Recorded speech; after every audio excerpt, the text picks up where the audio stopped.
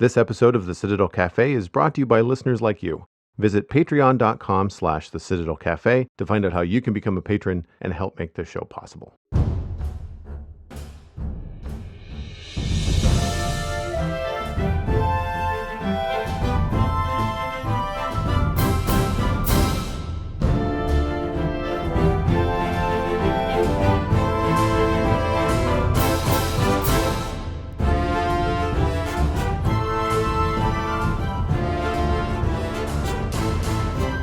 This is the Citadel Cafe, episode number 310 for Friday, March 22nd, 2019.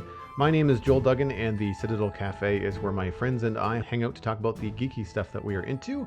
Joining me this evening, Mr. Alastair McFly of ohmyzod.com, ? And twitch.tv/Alastair McFly, ?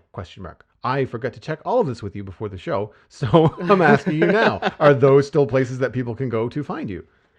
They absolutely are, yes. I haven't really been updated that much. Twitch, now that I've just got a new computer as of today, I'm hoping to have that set up, and then hopefully, now that I've got something a bit more powerful, should be able to get back to the streaming side of things. Awesome. I know you can't talk about it on the show, but I am excited to talk to you about it after the show because it's a big upgrade for you, which is really nice. Something that I can talk about myself a little bit is that I cannot buy it right now. I cannot. I have other things I have to take care of financially. There are other things in the studio that need my attention, like say better earphones and a proper chair to sit on, considering how much time I'm spending now streaming and podcasting and in the studio managing the fantastic communities that are growing around the stuff that I'm doing, and it all seems to be happening quite quickly. So a new computer is not in the works. However, I want to start to price one out so that in the next year or so, which I know is a long time to plan for PC because tech changes so fast, but I want to I don't know whether I want to build one myself or whether I just want to find a company and say, like, look, this is what I want to do. I would like it to be able to stream. I would like to be able to play some games that are accessible or on different platforms. And for me, something that dawned on me the other day when I was thinking about a potential new PC and my venture back to a PC, and that is VR. And VR specifically for art and streaming VR type stuff. Not so much for gaming. Is that kind of like the 3D painting? Yeah. In VR now? I've shared this on Instagram. I've shared this, I think, on Twitter. I don't see his stuff on Twitter very much, just because unfortunately my Twitter feed is a mess. But Goro Fujita, spelt the way that it sounds, is an artist that is leading the charge in a lot of content online as far as VR. He calls them Quillustrations. They're in a program called Quill, which I believe is on the HTC Vive. That's the Google one, right? That Facebook bot? I believe so. I can't remember. Facebook got Oculus. Oculus. Okay, so it's not the Rift. I'm pretty sure it's the HTC Vive. Okay. It's been a long time since I've looked into VR, and some things have changed hands in the last little while. But he is drawing in this program, which also allows you to animate. And so he creates these little loop cycles of, like, little dog barking and some birds chirping and stuff like that. And then he goes in and animates a camera move around the whole thing. So then, in addition to animating the characters, he's animating the camera as well. So it's kind of like having a little animated snow globe that he then puts a camera pan in. But then he's taken to, it's really cool. Then he's taken to not just posting the in-app render from Quill, but actually sending it through a rendering program, which gives it like ray tracing and reflections. And so, like, all of a sudden it starts to look really, really neat. It's still low res, like you're still painting with ribbons. You can see the polygons and you can see the edges of things. So there's and VR resolution's not that great yet. Yeah, anyway. Exactly, right? So, but it ends up looking like early stop motion animation, which does have a charm to it. And so I'd really like to try and do some stuff like that, specifically because of my work and my play lately in Minecraft over the last few years. Two barely, has really kind of prompted me to move more into a 3D space artistically. So Hmm. I'm behind the times. I do a lot of 2D stuff, and yes, it's still in demand in some ways, but more and more and more I'm getting clients that want graphic design, motion graphics, computer stuff, and less. Even digital flat cartoons are more of a novelty now, which I mean Yeah, could be good. Like it could be a good niche, but as far as professional skills that I could offer, I'd like to do some work in video games. And when you can't model your way out of a rabbit hole, that poses a problem. yeah, So, and sorry, go ahead. even when you look at even when you look at Comedy Central and the South Park guys, uh, yeah, they have probably one of the most 2D cartoons out there, and the entire thing is done in 3D. Right. Yeah. It's all done in a 3D space, but they still make everything look flat and 2D, even though it's really not. Yeah. So there's some opportunities to create some really neat media, I think, with VR. So that therein lies my interest, and that's also I've been also doing a lot of modeling in the last little bit. I picked up Blockbench, which is a free block modeling program meant to interact with Minecraft. So I've created some That's custom. the one where you showed me some custom chairs that you were looking at for Minecraft. Is that the Yes, it one that you is. showed me the other day? Yeah, Oh, cool. yeah. Okay. And I recently found someone on a Discord that I'm part of mentioned that there's a plugin that I can download for it that will allow it to open up Vox files. So things like my Magic of Voxel program, which I really like, I could then model something in that and then bring it into Blockbench and then export it into Minecraft. The Blockbench exports the JSON files directly from Minecraft. Like it's super easy. Um, so I've been actually, So just transitioning from one to the other will be simple then. yeah, and I've been working a little bit just as a personal project with a developer, but that goes by Chuck Chuck online, and he's been doing this tables and chairs mod. And my idea was that I wanted to try and challenge myself and do some art within the sorry, it's not a mod, it's a data pack. Uh, Within the data pack to change the models in the game. So you can't make a chair in Minecraft. You have to put a stair block or a slab and some combination of blocks that don't at all look like a chair, or if they do, it's the wrong size, and you kind of have to imagine a chair. Uh, and I find that level of, I guess, decoration in Minecraft very frustrating. It pulls me out of what I'm doing and reminds me, oh yeah, you're in a block game, Hmm. and I feel like Minecraft is behind the times in that way. So I've been learning and modeling some stuff on my own, and surprisingly picking it up a lot faster than I thought. I did take some classes when I was in animation school in CG and 3D animation.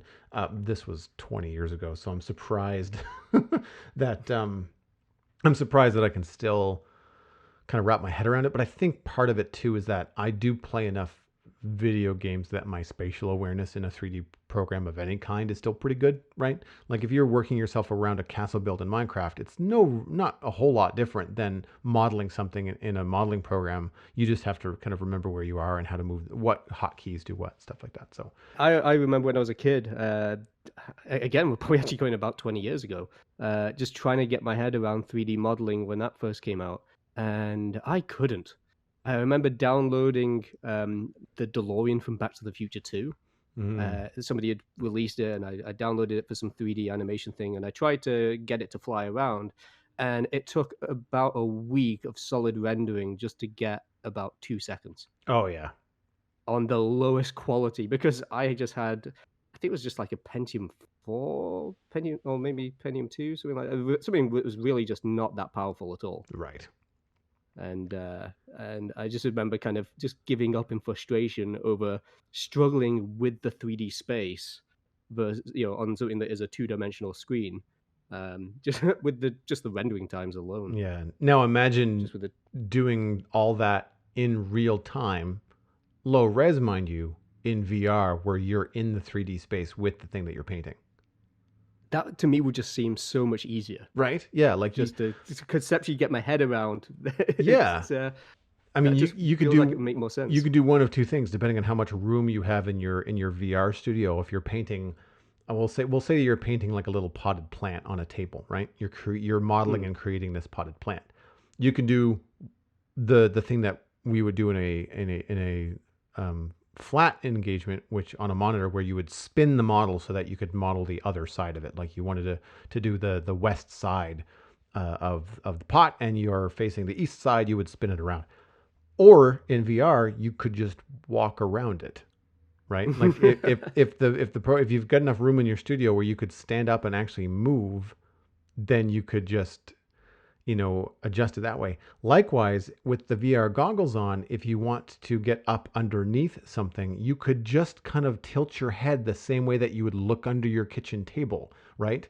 And look under a model that you're working at, like you're doing the underside of a car, and you want to get all the details in. Like you could totally do that. So there's a lot of things that are really appealing to me, and I find it very very cool. So long story short, wouldn't be the first time for this show. I um, I would like a PC that would be able to do that, which would then justify me buying a new computer, which would then also act as a streaming computer and give me some more, I guess, leeway that way. Because I've been doing both art and video game streams, and they've been received very well. I've recently flipped over my personal Patreon to do video content as opposed to comics, and all of it seems to be like people are just like video, video, video. The more video you make, the better. I was like, okay, so that's going well. So I'm just future planning, future proofing, kind of looking ahead. But it's been so long since I've even looked into this world that everything is just Greek to me. It's all just numbers, and there's new video cards every month now, and it's like, oh god, like I just, I think I might, even if I don't build it if I don't build it myself, and I don't buy from a computer company, and there's lots of them out there, I might even be able to just commission a friend, be like, hey, I'll pay you some extra cash. I'll buy the parts, but I need your new, like, I need to find somebody that's steeped in all this and use their knowledge to say, look, I only needed to do this, this, this, and this. I don't need the latest, greatest, I don't need a Lamborghini. I need just a good computer to do the things that I want to do. Anyway, so that's what has been on my mind, along with all the modeling and stuff that I've been doing. It's been a long time since you've been on the show. So outside of a new home computer, what else has been going on in your world? New TV as well. Oh, nice. Yes. I really like the idea of tax refunds in Canada. I'm not gonna lie. It certainly helped. But yeah, for me, TVs have always been one of those things where my computer has always been my TV. So actual television sets are things that I've always been lacking behind on. So I had a CRT back when I was in England, purely for some retro game consoles like the Sega Mega Drive, my Nintendo, and so on. Right. And then when I moved to Canada 5 years ago, that was when I finally got my first HD TV. And I was so excited to actually have one for the first time only 5 years ago. And I recently just moved that one to the bedroom and replaced the one in the living room with a 60-inch 4K. Nice. Now, it's a budget one, mind you, but for my needs and what I'm used to, it's incredible. And just being able to just watch, I've even got just a really high-resolution version of Star Trek First Contact. And just seeing that on there was just breathtaking. It hasn't looked that good since the cinema. Well, it feels like I'm in a cinema. When you have something that large, it really, at that point, it all just depends on how far away you are from it, right? In the living room. If you're not super far, I mean, you've been to my place. Oh, I am not. Yeah. I don't sit very far from the TV in my living room, and if I had a 60 or 65, I remember looking, and back, when my other TV died, I knew I couldn't afford one, and I also knew that it was not money that I was necessarily going to invest in another TV, mainly because I don't know how long I'm going to be in this. At the time, I don't know how long I was going to be in this apartment. And I was like, well, why buy a big TV now if I potentially have to then move it where it could get damaged? And I can deal and just wait. And so I've got a loaner on now for my parents.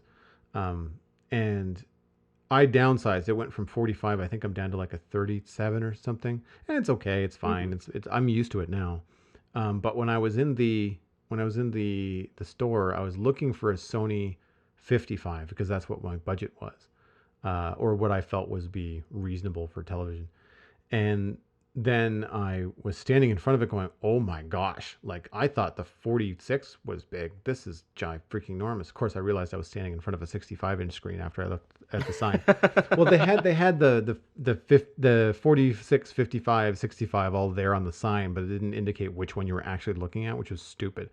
Or ingenious, depending on how you look at it. So, but I've also since, after listening to some tech podcasts, realized that some of the best panels are in brands that I've never heard of, and I can't. Unfortunately, I'm just remembering this anecdote now, but I don't remember the brand of the TV.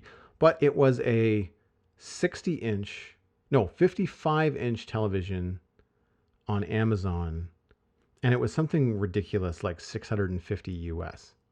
So it was someone that is very steeped in tech, was suggesting that for 650, like this is the best TV for your money right now. And it was like, November or some year, so like Black Friday stuff. But the 650 was the regular price. So there could have been potential Black Friday sales and all this kind of stuff. And Patrick Norton was the podcaster that I was listening to. And man, like I couldn't believe that I paid $2,000 for a Sony TV like 10 years ago. Well, 1,800, after taxes and stuff. But to get a new TV that was like 4K ready and 55 inches, so bigger and cheaper by like almost a third, or 2/3, was just mind blowing. So I was like, well, I'm not going to be buying a brand name TV if I ever get a replacement. I would look into it heavily if I was doing more gaming in the living room. But much like you, I don't do much in the living room outside of like Netflix and YouTube. So all of my entertainment that's not just chilling out like that is in front of the computer. Like, so it's video games, right? So I don't game in front of the TV. Yeah, and to be honest though, with the size of that thing, I'm feeling like I'm going to spend more in the living room. I'm not gonna lie. Yeah, it does make a huge difference, and even just watching stuff in 4K, because I've got a few movies that I've kind of automatically upgraded to 4K now that I've got a 4K TV. Oh, okay. And it's just stunning seeing the difference for them. But it's gonna be one of those. It's kind of like when you rent a movie at home versus go to the cinema. I'm basically gonna have that same thing in my. Basically, like if I'm just wanting to just watch something casually, I'm just gonna watch it in my bedroom. If I want to watch something spectacular and make it a bit more of an event, I'm gonna go to the living room. Yeah. I feel like I had a hard time telling the difference with 1080p. I thought 1080p Blu-rays looked fantastic.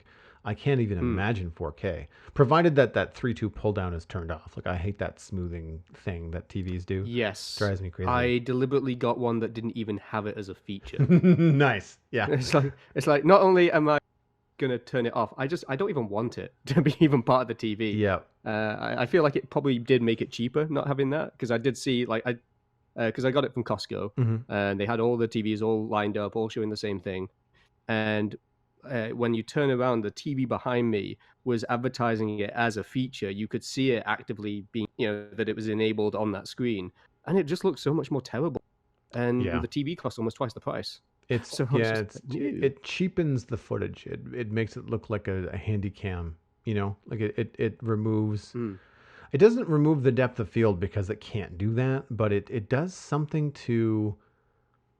I don't know. It does something to the. It makes the motion look artificial, and it's often called the soap opera effect. Yes, yeah. Because the motion is a little bit more kind of like you would see in a soap opera versus a cinematic film.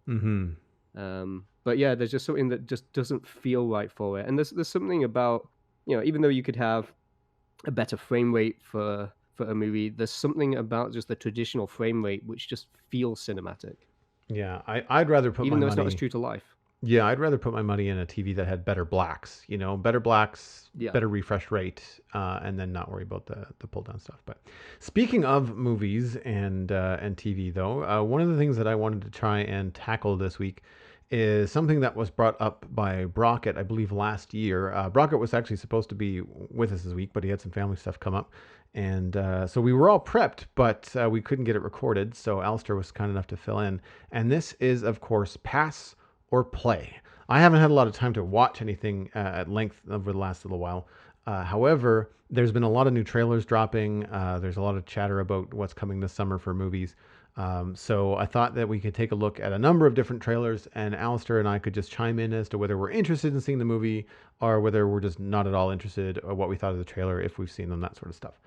So I've got a short list of trailers, and we'll just kind of pop by one for one. And I think the easiest place to start is the elephant in the room. No, not Dumbo. Avengers: The Endgame trailer 2, and there was some chit chat happening on the Discord for the Citadel Cafe this week or last week around this trailer, all of which was spoiler free because, well, there's no spoilers in the trailer. They really don't tell you a whole lot, which I love about Marvel. That's been one of the big staples for them, is just the lengths that they go to not put spoilers in. Well, and now that we're into like all these movies are now crossovers. Like Avengers Infinity War had everybody. Even Thor Ragnarok started to bring in a bunch of different characters and things, and it's enough of a crew that you can actually have a wicked trailer, even like once the movie's out, and it's the go see it now, and there's a lot more of the movie in the trailer. There's so much packed into every Marvel movie now that even a full 3-minute trailer gives you just a smidge of the stuff you're going to see in the film. But they really handled this one well. There's a great feeling in the trailer. I got goosebumps the same way that I did with the first trailer for The Force Awakens. And for me, it's the combination of the music, the slow swell to the Avengers theme, which barely played at all, if at all, in Infinity War, because of course Avengers didn't win in Infinity War, so there was no triumphant, Avengers theme happening at any point. Maybe when Thor landed, I think that might have been the only spot. But in this trailer, they start at the beginning. They show you footage of Robert Downey Jr., Iron Man, in the first one, and they go through all the different movies. They go through some of the early Captain America, his relationship with Agent Carter. Like, they go through all these major character beats and what these... It's kind of like a recap of the last 10 years. Yeah, oh, absolutely. And what this all means. It reminds you that these are the Avengers that are left. And they essentially show you nothing. It's a bunch of talking heads. There's no impactful scenes outside of one little teaser at the end.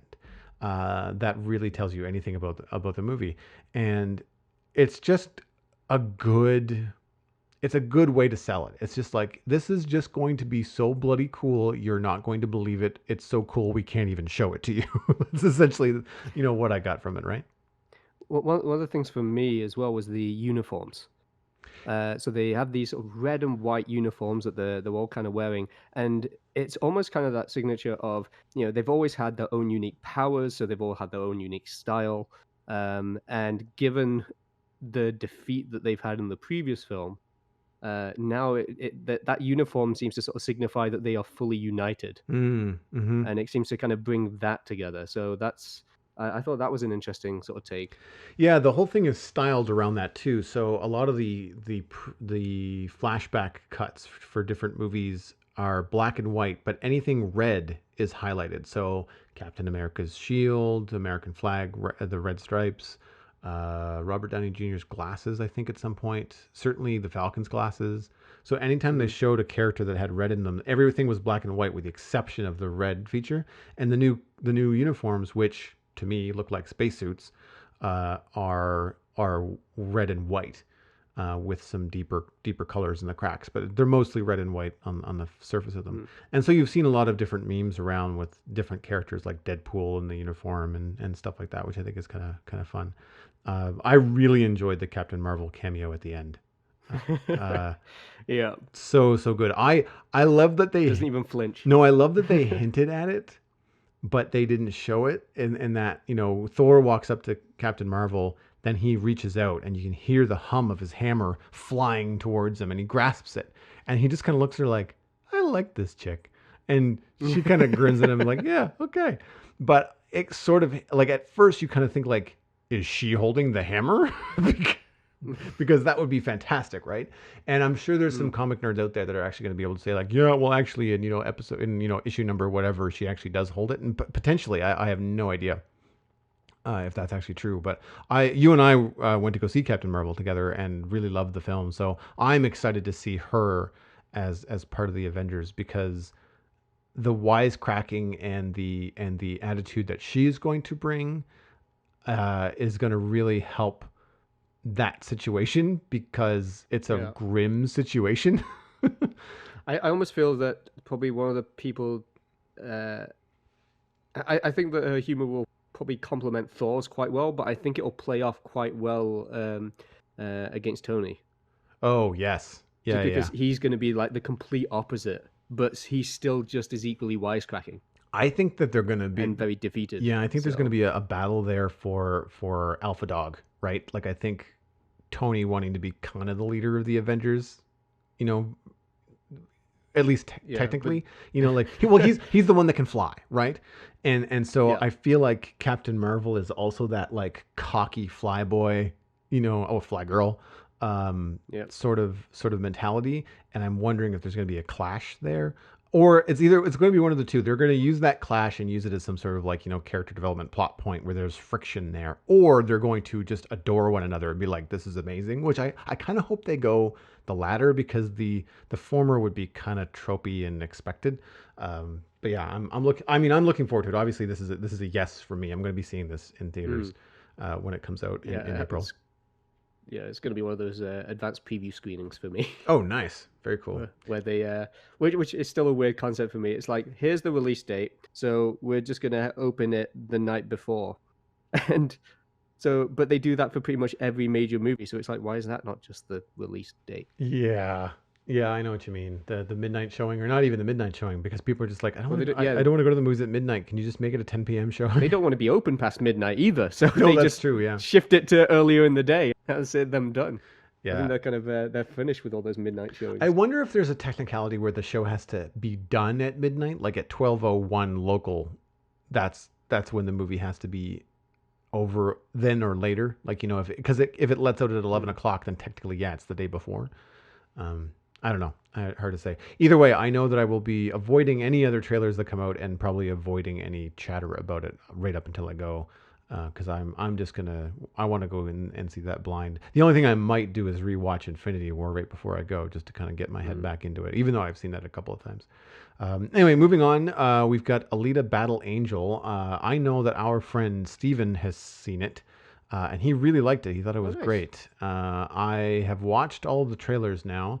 I actually prefer the more recent trailers. Usually, this kind of thing, you kind of think that you're going to be shown too much, but I think they gave you a lot more into the character development for this Mm. character, and because I care more about Alita than I do about any other characters, and they seem to give you more of a window into what she's going to be doing and how she's going to handle herself in this third trailer. And Yeah. if I had the budget and the time, I would probably want to go see this in theater. It looks like a really beautiful movie. Like it looks like it's really well done, and I'm excited. I hope it does well because this is yet another big sci-fi nerdy movie with a female protagonist at the front, right? Yeah, I feel like we're kind of getting into that season now of just, having very strong female heroes front and center, Mm-hmm. like proper role models, and it's fantastic that we're kind of getting to that point, and also ridiculous that it's taken this long, Mm-hmm. in Yeah. all honesty. No, for sure. And this isn't a new property either. This was we talked about this on the show a little while ago, but this was an anime and a manga book as well. But yeah, I'm looking forward to it. We had to choose between Alita and Captain Marvel when we went to go see Captain Marvel. So I think we chose wisely, but that's a hard choice given what I've seen in the trailer. That's a hard Yeah, choice for me. I wish but I should but have with looked up a you, little bit more about who's in it. I can't remember her name, the actor that plays Alita.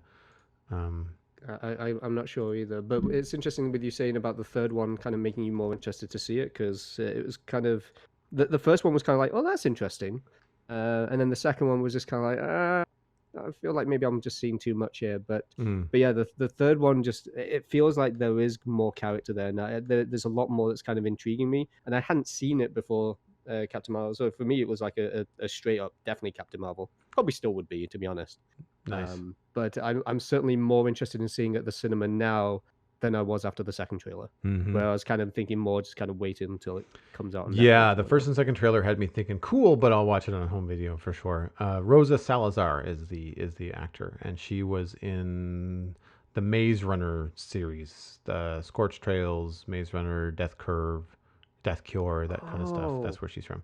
It's That's hard because, of probably why course, there was a bit of familiarity. yeah, in the movie they've CG'd the crap out of her face, and Alita she's got larger than life eyes, like kind of anime eyes and stuff. So it's kind of hard to recognize her. She also did a voice in Batman Arkham Origins as Copperhead, which is cool. So because she has that kind of voice where you're just like, where have I heard her before? There did seem to be something familiar. I couldn't quite place it. So. Yeah, but other actors are Christoph Waltz, Jennifer Connelly. I can't remember how to pronounce his first name. Mahershala Ali. He's in a lot of stuff. He was in the first. I think he was in the first season of Luke Cage. He was the main bad guy. He plays the bad guy in this too. He was also in House of Cards. He's a really good actor. Ali's a really good actor. So yeah, there's lots of really cool people in it. But yeah, I would see it if I had the opportunity. But it's an absolute. It's on my list to see when I have access to it at home, or whether it's at Netflix or whatever, or if it's something I get a chance to see in theaters. I'm wondering, do you think we should venture into Netflix, speaking of, as far as new trailers and new content, or should we stick to just like upcoming movies? No, I think we should do it. Netflix, cool. So this happened just the other day. As I was writing the notes for this show, the trailer for Stranger Things Season 3 came out. And it is phenomenal. Like, I am 100% in. I knew that already. Like, I enjoyed the other two seasons. The kids are getting big. Wow. Some of the older actors are really, really looking different. But it looks to be just an awesome 80s like throwback. The music is so good. The fashion is redonkulous, and it looks like a good time. I hope it doesn't suffer from the same pacing problems that season 2 did, but on the surface with this trailer, it looks like they are hitting the nostalgia note hard, which I think is good. But then you also get more of what you expect with the sci-fi weird stuff. And I can't remember his name, but one of the kids that was kidnapped and missing for most of the first season, is also mostly in the trailer weeping and looking upset, which is kind of his MO. So I hope that's not telling for the whole season, just because like it just gets so repetitive. But other than that, I'm in. Like, I mean, that will show up on my Netflix subscription, and I will be all in. The hard part is not watching like 2 a day. That's usually my issue with Stranger Things. For me, I'm tentatively all in. And I say tentatively because I'm still only halfway through season 1. Really?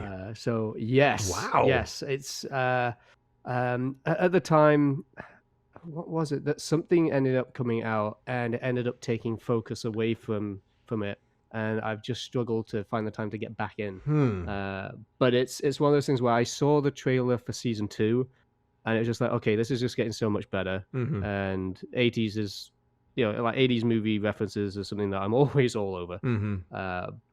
But the season 3 one I haven't watched yet, and I kind of don't want to see the season 3 trailer just yet, because I feel like that might spoil season 2 as well. Yes, yeah, potentially. Well, the worst thing is, like, this is the kind of show where there is a lot of peril in it, and so if you see a character in the trailer for season 3, then you know that they don't die in season 2.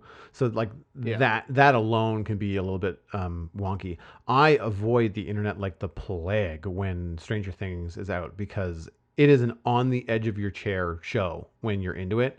I mean, there's the impression, because of the way that 80s movies tended to go, that, the core kids are probably going to be okay. But that said, there's still some pretty hairy situations that have you on the edge of your chair, even in season 1. Hey, you know what? I think you should have a plan. You should go buy a new TV, and then you should wait. You've already done that. Stage 1 complete. Yeah, there you go. Check that off. Yes, check that off the tech tree, right? It's definitely going to be a good thing to have something new to watch on there as well. I also, not going to lie, just slight sidetrack.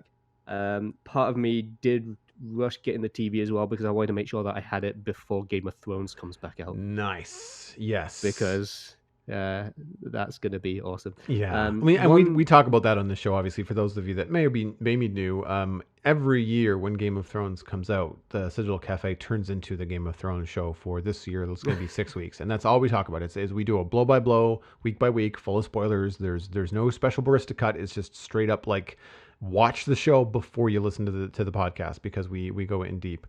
I didn't put that in here because I haven't. That is another show that I've not read anything or seen anything about season 8, which is the final season.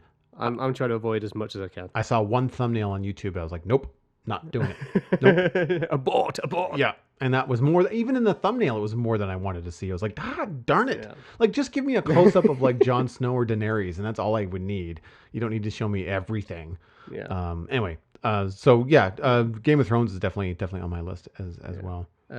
One show that I did see a trailer for just yesterday, in fact, which I'm pretty sure it's a show you haven't caught up on yet, is Krypton. No, I haven't seen a stick of Krypton.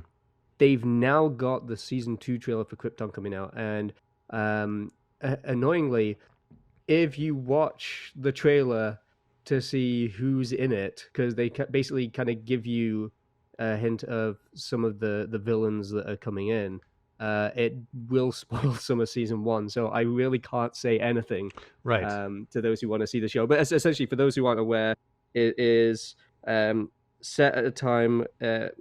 It's set on the planet Krypton, where Superman's from, and it follows Sigel, his grandfather. And a guy has traveled from Earth through time to basically be like, Superman is the savior of our planet, but he's about to die, and I've got his cape, and you need to change history so that he doesn't die. And at first, like, the first half of the season it's kind of interestingly paced. It was kind of a bit weird, but then halfway through, it kind of has that point where it suddenly picks up. Something changes, and it's just like, okay, now I'm actually in on this, and I'm glad that I stuck through with it. So definitely worth kind of catching up with if you get the chance. It's hard when stuff comes out like that, where it's familiar territory, like Krypton, part of the Superman mythos, but then it takes a while for the show to find its feet. It's hard to stick through because there's just so much content out there now that if you can't get through those episodes, or if you haven't heard from enough people that no, it's worth it. Like, I remember the Stranger Things was a slow burn at first, and you really have to have everybody on like episode 5 going, oh no, you have to see the show to muscle through those first 3 or 4 episodes, which are not bad. They're it's a lot of setup, but it's a big world that they're building, and I think that what's good about media right now is that they have the opportunities to build these big worlds. They have the budget with Netflix to build these big worlds. But the other side of the spectrum is that educating audience patience can be difficult, I think. And I'm guilty of it as well. I know for a while I used to say like, you got to get through the first 2 or 3 episodes of most Netflix series. Now I find myself saying, no, you got to get through the first 4 or 5. Before they really start to get going, and which is it's a large ask, right? I mean, that's 5 hours, 4 hours of view time. If people are not sure about something, then it's a lot to get into. So moving on into, I guess, keeping in like the realm of horror stuff and Stranger Things. I saw the Hellboy Red Band trailer. I'd seen the first one. I didn't realize that there was a Red Band. I didn't know that the movie was going that direction. Because they're dated. I liked the Ron Perlman Hellboy films. I haven't seen them in a long time, but I don't remember hating them. But this one has got the guy from Stranger Things, and wow, I'm blanking on my actor names. Donald? No, what's his? I like his acting too. Hellboy. It's a good thing I'm not connected to the internet where I can look this stuff up. This is how it goes on the show, folks. Making David Harbour. I wasn't even close. David Harbour plays Hellboy. I saw an interview with him where he was talking extensively about how much work and working out he had to do, and then he's in a giant rubber suit. And I was like, I guess maybe for like the mentality of it, or to feel powerful, sure, but or maybe it's just the fact of having to wear a really heavy suit probably just takes more energy. Well, So yeah. it may even just be just to wear the costume. Yeah, he was also he wasn't necessarily overweight, but he was meant to be a huskier, larger guy in Stranger Things, Mm. like not a lazy sheriff, but a sheriff that doesn't necessarily go for a jog every once in a while. So I'm wondering if that also played it, like He sat behind a desk yeah, for part of the week. yeah. So it kind of makes you think that, well, maybe he had to do it for a number of reasons, like fitting into the prosthetic as well. I don't know. There's something about the Hellboy makeup that looks a little bit strange. It sounds terrible, but I almost think that they kind of made him too unattractive in the makeup, if that makes any sense. There's something about a Mm. hero or a main character in a story I feel that has to be appealing. I don't want to say attractive, but they have to be appealing. And something about the way that the character looks on film doesn't really jive with me. It feels odd. Granted, Hellboy's an odd comic, so I mean, I get it. So I'm not sure. It looks like a ride. It looks visually stunning, but all the stuff that they're doing in terms of the special effects and the world building, they strike me in the trailers as flashbacks and probably like 10% of the movie.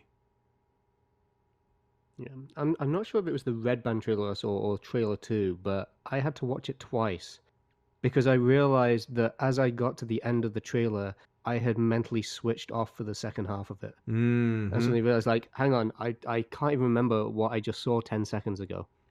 Because I had to go back and rewatch it. I found it very difficult just to stay focused on it. it's just cuts, like it's just clips. There's Yeah. there's no throughput. The trailer isn't trying to tease a story or tell a story or make you excited. It's just like, we made a movie. Here's some pieces of it. There's no um, it doesn't congeal. Narrative. Yeah, there's no Yeah. throughput on it. There's no theme. It's just, and in a lot of ways, the audio clips that you get from various characters stitched together feel like they kind of give you the whole story. And it's like, well, okay, why do I want to see another superhero fight a super villain witch person that's trying to take over the world? Like, it's like we've seen this 100 times. See Ultron, see Thanos. Like, this kind of stuff, it feels a little overdone.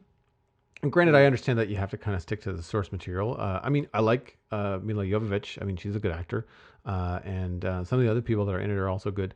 But I'm not really sure about the way they're going to handle it. The other thing that I've noticed about the trailer, and you can maybe come back with me or come back to me if you feel the same. I can't do words tonight at all. I felt that whenever Hellboy was speaking in the trailer, that it was dubbed over.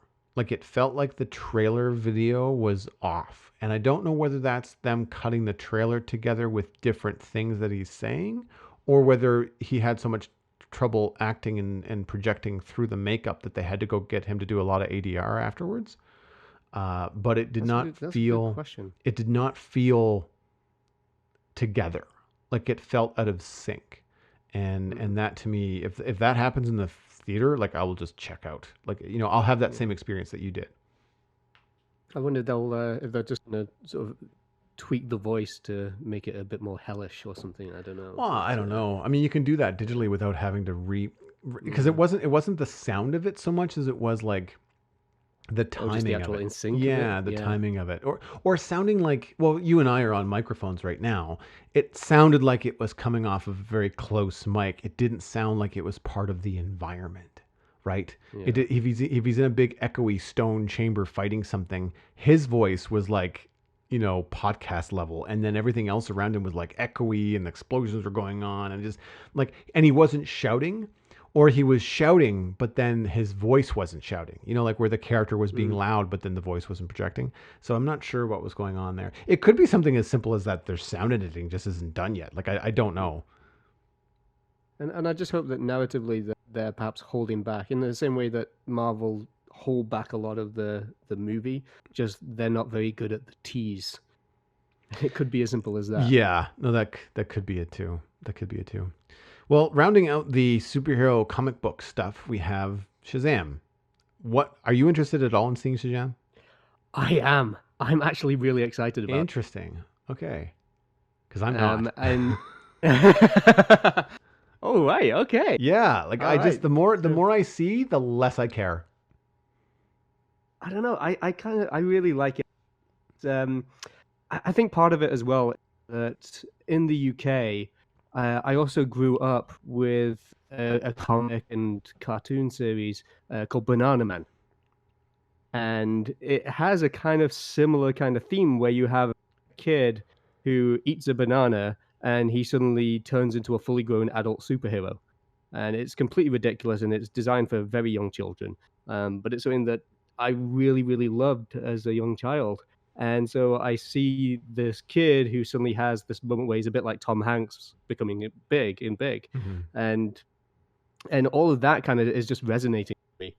And so yeah, I'm kind of interested to see how it all works out.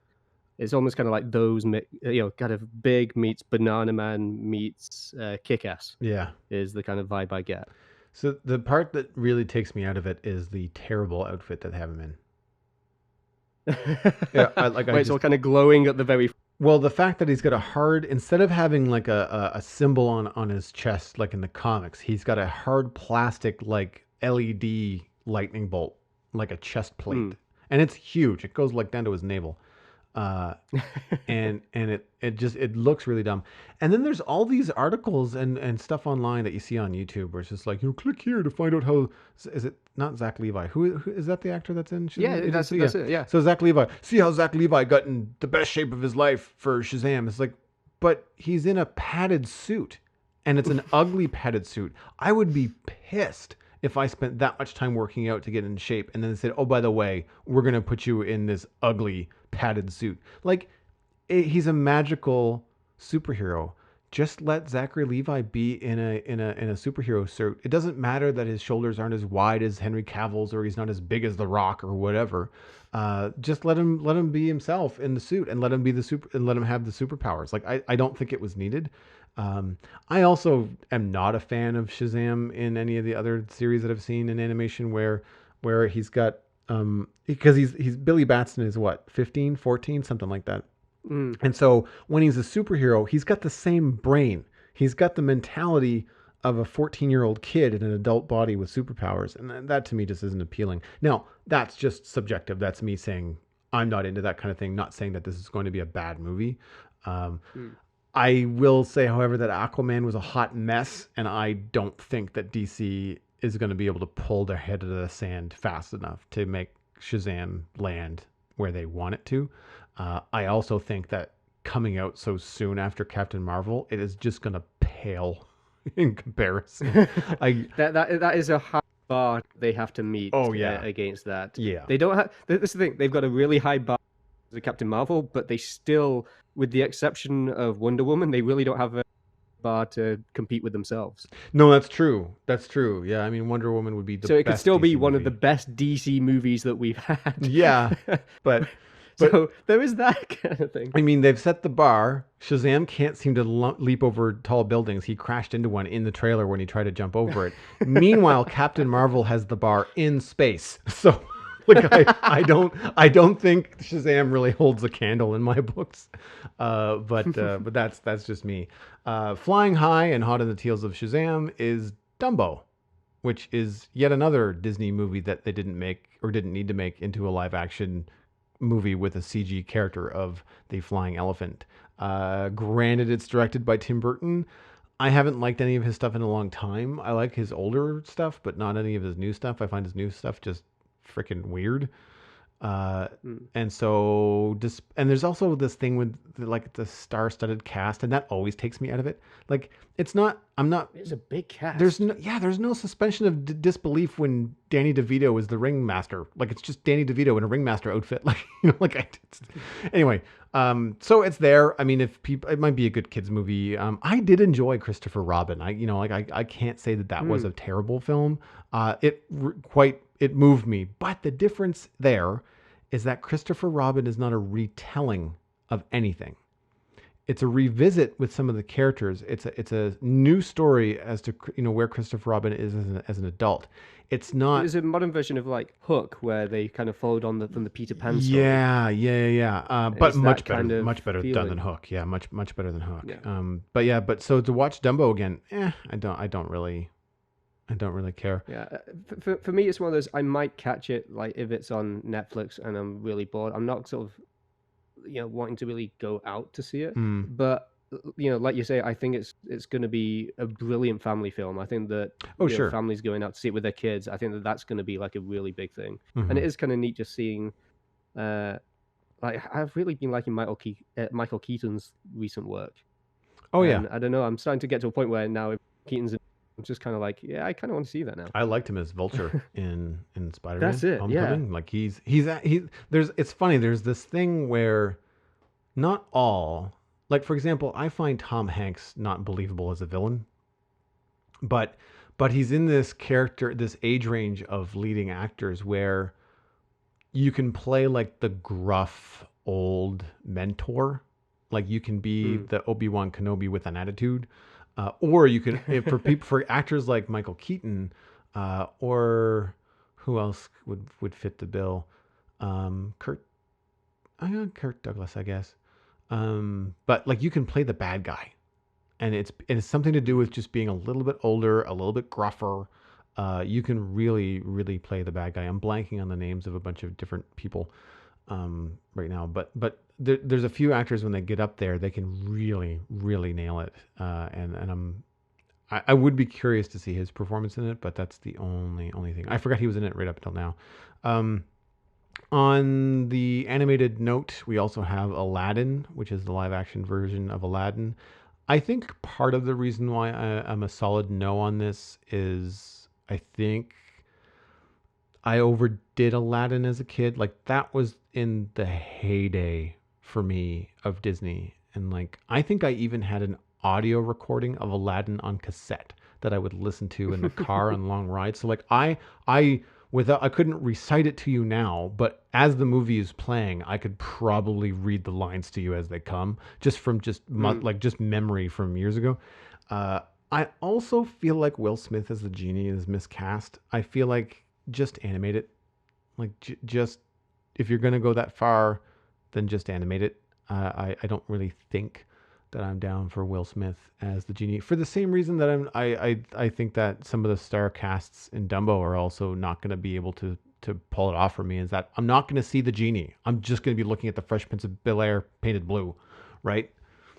Yeah, I kind of I can sympathize with it a lot though because you had Robin Williams who just did basically the quintessential genie. Yes. And like you're not going to be able to top that, and it would be very difficult for them to kind of try and do something that's pretty much the same. I think they wanted to avoid encroaching on the work that he'd done, especially after his passing. Sure. Just to not disrespect the work that he'd done. So I kind of in a way like that they have gone for something different. I know there was a lot of people who were really not happy with him, just having Will Smith painted blue, but at the same time it's like you've got Will Smith cast as the genie, you want the genie to be blue. So what else did you expect other than a blue Will Smith? Yeah, well, I mean, my expectations would be don't make the movie in the first place. Like, it just put all the money that you have towards something new. I do kind of like what they're doing though, because at first it was a little obvious about Disney just kind of going, oh, we're going to do live action of the classic now and stuff. Yeah. But I was really, really impressed with what they did with Beauty and the Beast. See, I heard that was terrible. Really, I thought that like visually it was fantastic, and they did add to the story as well. They did throw in a few extra bits there. So I'm hoping that they kind of continue to do that with Aladdin, where basically you get more of a live action retelling, but that they do give you something extra too. But I guess it'll be one of those genres where you either like live action retellings or you don't. And I think it's going to be one of those things where people aren't going to be picking and choosing between them. It's going to be you like them or you don't. Yeah, well, not to mention that I think that parents are going to go and they're probably not going to enjoy it as much, but kids are not going to know any different, so they're just going to love either both or just love the one that they've seen, which is the new live action version. Yeah, so I'm just indifferent to all this kind of stuff. But the other cartoon character that actually surprisingly, I can't say I'm going to run out and see this in theaters, but Pokemon Detective Pikachu actually looks like a fun ride. I'm so on the fence with this one. I really am, and it's partly because I didn't really grow up with Pokemon. I had friends who were at college who were starting to get into it, and I found it difficult to, and I kind of kept my distance from the whole thing, and so I don't know the franchise that well. I've seen little bits of it. I did see they did an animated movie, and it was so weird kind of seeing that they were going to do this Detective Pikachu. It's like, okay, that's an interesting kind of take, seeing it. And then you've got Ryan Reynolds doing this, basically speaking as Ryan Reynolds. And the voice was just so offsetting for me. It's weird. It's part of the reason why I think I want to go see it is that it's like they really did have the balls to cast Ryan Reynolds as Pikachu, and I love the concept of Pikachu. For those of you that don't know, Pikachu in the cartoons just goes Pika Pika. That's all he says. And he really high pitched. Yeah, oh yeah, no, I can't do it. But he but in this film, it's like this one dude has the ability to communicate with Pikachu. So he hears Ryan Reynolds when everybody else hears this little squeaky Pika Pika all the time. And so there's all this Pika Pika ranting happening, and then they switch and you hear Ryan Reynolds doing his thing, where he's just fast talking his way around the situation. And I don't know, I didn't watch Pokemon. I didn't play Pokemon Go. I barely understand the concept of Pokemon. It was definitely like after my time. So it's not something that I have any nostalgia for. I'm just really curious, and it looks good. Like the trailer is action packed. It's got a lot of jokes. I think it could be quite a lot of fun. I might have to bring someone that does know Pokemon with me so they can answer all my questions. Who's that? Why is that thing that way? What's this thing? So yeah, I'm sure it'll be something I'm interested in. Applications are now open. Yeah, again, it's probably a home movie thing. Like it's I won't necessarily get my theater seat, but something I'll definitely check out at some point. Ryan Reynolds definitely the one thing that's kept me on the fence. Like I think if it wasn't for Ryan Reynolds, I'm invested at all. But like you say, it's an interesting casting choice, and it's hard not to like that guy. So moving right along with the kids movies, you and I saw the trailer for Frozen 2 in front of Captain Marvel a couple weeks ago. Yeah. And that was interesting. It was a very serious trailer. Like there was no laughs, no jokes. There was very serious kind of like ominous fantasy music going the whole time, like a staccato violin, just kind of like high intensity, high anxiety music. And it was Elsa trying to get off an island using ice powers to try and get over a wave, which was cool. It was cool to watch, but it told you nothing. You have no idea what happens in this movie. And it was like, I guess it was a teaser trailer, but it was like the longest teaser trailer ever. Yeah, it felt like about 3 minutes of just her trying to break through the ocean. And it almost seemed like she was trying so hard, her powers are increasing each time. But it's still not quite enough. But the second that those titles come up, I remember turning to you and just saying, no idea what's just happened, but that's going to be one hell of a film. It looks beautiful. I mean, there's no way it's not going to sell out. Oh my gosh. And I think, if anything, I think some parents will be just glad that there'll be another song that they can listen to rather than the same one from their kids. Because they're probably tired and fed up of, Let It Snow just being sung constantly. So just having something else for their kids' repertoire will at least be a welcome addition, I think. And yes, I'm sure that Alastair meant Let It Go as opposed to Let It Snow. Save. I said Let It Snow. Yeah, save your emails. No, I've made that mistake before. I've absolutely done that before. Now, I haven't seen this trailer, but you saw the trailer for Toy Story 4. Yes. Yeah, they've expanded a lot more on the teaser that they had, and it's looking like it's going to be interesting. So they've had obviously their toys, they come to life, and it seems that this next one is going to be that you've got the new girl that is the new owner of the toys from Toy Story 3. Right. And she has invented a toy. She's taken a spork and put googly eyes on it, and it's come to life as a toy because she's basically made it with her imagination. Okay. And it freaks out because it knows it's supposed to be a spork and runs out the room. And they seem to, like, all the toys are basically on an adventure to try and get him back. But it's basically just this whole I shouldn't exist kind of thing. And it looks like it's going to be fun, and it does look like they are doing something different, and it's not going to be just like set in a house kind of thing or just set in a building. They are going like on a massive road trip with it. So it's Pixar. Pixar always fantastic in my book, and it's just nice that again they're doing what they do best, which is do something different and do something new. I'm trying to remember. Even if it is a fourth sequel. Yeah, I'm trying to remember Toy Story 3. I remember Toy Story 1 and 2 because I've seen those probably more often. I remember Toy Story 3 and liking it. I don't remember it blowing my mind. I feel like Toy Story 3, I didn't like the long ending. I feel like I've talked about it on the show before because the podcast has been around long enough that I've certainly talked about it, I'm sure. But I don't remember loving 3. I liked 2 a lot because I like the space villain guy in 2. Yeah. Zod or something. Emperor Zurg. Zurg or Zod or something. Zurg, right. Emperor Zurg, yeah. And I feel that the third one was supposed to round it out. That was going to be the last one. But if I remember an interview where they were saying that they'd suddenly come up with an idea that they couldn't resist doing. And so that kind of pushed them into doing a fourth, even though that wasn't the original plan. And last on our list is the Godzilla King of Monsters trailer. I knew this was coming. I saw the first trailer and I thought, wow, whatever, new Godzilla movie. I hadn't seen. I don't know if this is the second or the third. I remember seeing the first and not liking it, like the recent one, not the one with Ferris Bueller, but the more recent one. With Bryan Cranston. Yes, the one with Bryan Cranston, and this looks to be more of that ilk, where it's a huge worldwide event. All the different monsters, the Titans, they call them, are back. And it's one of those things where I'm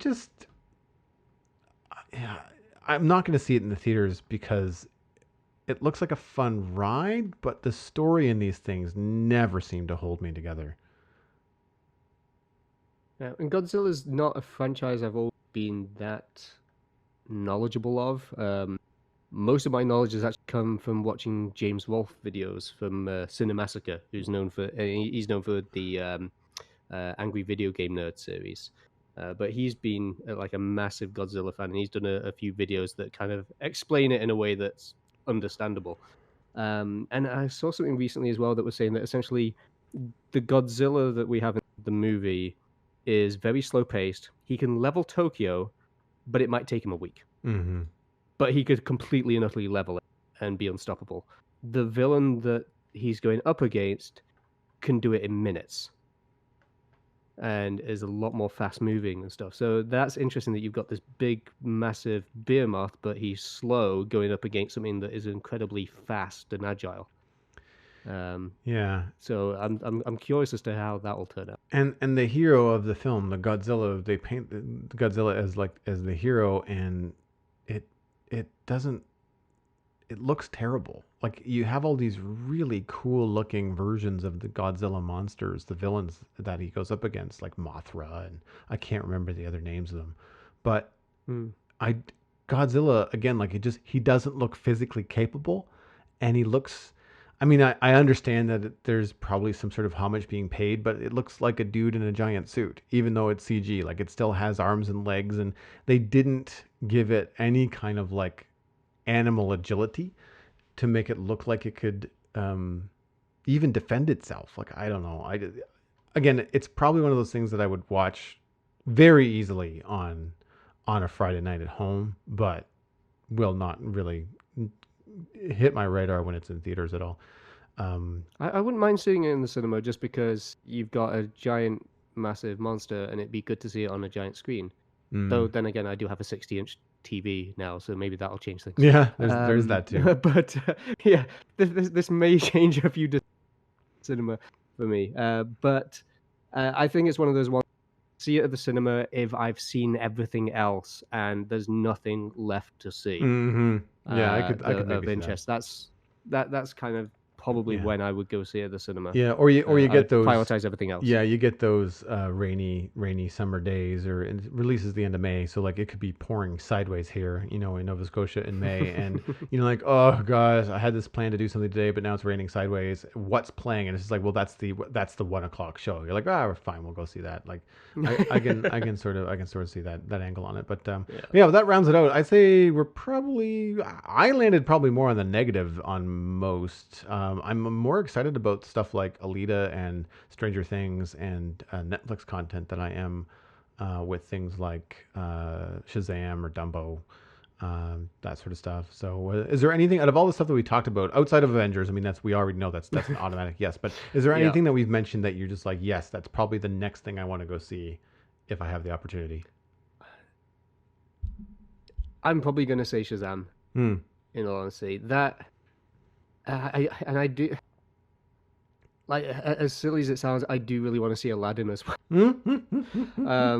But there's just something about the way that Shazam is just resonating with my childhood, and as stupid as the costume may be, I almost feel that it's very fitting to the whole thing. That it is ridiculous, and so I don't know. But Shazam is really excited about, probably more than I should be.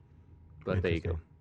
For me, it's Alita: Battle Angel. So if I have an opportunity to see that, I will probably go, because I trust Steven's review. He has the same sort of eye that you and I do when it comes to story and good movies and things like that. So I think that he would not lead me astray. I don't think. Well, that wraps up this episode of the Citadel Cafe. If you'd like to find a link to all the trailers that Alastair and I talked about, you can head on over to thecitadelcafe.com. That is also where you can find links to our social media accounts on Twitter and Facebook with just the name of the show. You can email us and let us know what you are looking forward to this summer at thecitadelcafe@gmail.com. A friendly reminder that in April we are going to be turning into a Game of Thrones only show. So hopefully you are watching along with us and you will tune in for that kind of stuff as well. And if you'd like to discuss Game of Thrones with us outside of just a weekly podcast, head on over to patreon.com/The Citadel Cafe. We are proudly listener supported. If you would like to help us make more great podcasts, then you can do that over there. Support at any level will get you into the Discord, where we talk about all kinds of nerdy stuff all week long, including quite a lot of Lego talk recently and some D&D stuff, which has been really fun. So check that out at patreon.com/The Citadel Cafe. My name is Joel Duggan. Everything that I am doing online is at joelduggan.com, including my illustration and design portfolio. I've been hired quite a bit lately to do stuff for people's websites and social media presence. I did some illustration this afternoon on Twitch for a YouTube channel. I've been doing some motion graphics for YouTube. I've been doing some Twitch emotes for people. So check that out at twitch.tv/JoelDuggan, or again, just joelduggan.com. Everything I'm doing is all linked from my website. It's pretty easy to find. Last but not least, we did mention Minecraft at the top of the show, and I do another podcast called The Spawn Chunks, where you can listen to myself and my friend Johnny talk about Minecraft and Minecraft news every Monday. Alastair, where can people find you and all the cool stuff that you are up to online?